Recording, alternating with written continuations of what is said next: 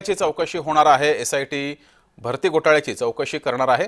SIT प्रमुख चंद्रकांत फुलकुंडवार हे चौकशी करणार आहेत। बोगस शिक्षक भरती प्रकरणी नागपूर, नाशिक, जळगाव, बीड, लातूर तसंच मुंबई या ठिकाणाहून तक्रारी आल्या होत्या।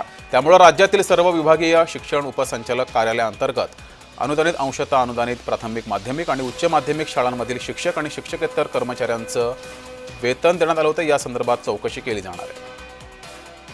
अधिक माहिती घेऊया, आपले प्रतिनिधी हितेश मेश्राम आपल्या सोबत जोडलेले आहेत। हितेश, नक्की जगदीश, बघितलं गेलं तर हा जो घोटाळा आहे हा जय महाराष्ट्रांनी 1 वर्षापूर्वीपासून जे आहे याचं घोटाळ्याचं आपण बाहेर काढलेलं आहे आणि त्या अनुषंगाने बघितलं गेलं तर अनेक अधिकारी कर्मचारी जे आहे त्यांच्यावर गदा आलेली आहे।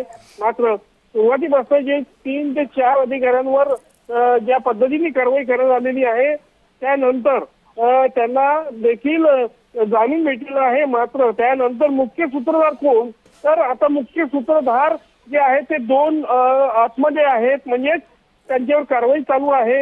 आता त्यांना सगळ्यात अगोदर न्यायालयीन कोठडी मिळाली होती, त्यानंतर पोलिसांनी जे आहे त्यांची आता पोलीस कोठडी मागितली आहे आणि न्यायालयाने ते पोलीस कोठडी देखील मान्य केली आहे। त्यानंतर आता त्यांच्या कार्यालयात जाऊन त्यांना सोबत नेऊन जी आहे ती कार्यालयाची तपासणी करताना आपण पाहतो आहोत। या अनुषंगाने बघितलं गेलं तर या प्रकरणात जितके चौकशीच्या वेळी जे काही पोलीस सामील होते हे देखील यांची देखील चौकशी होईल का, याकडे देखील बघणं तितकंच महत्वाचं आहे। मात्र आता या प्रकरणामध्ये मुख्य सूत्रधार जे आहे ते समोर येताना पाहतो। जगदीश, हितेश, धन्यवाद दिलेल्या माहितीबद्दल।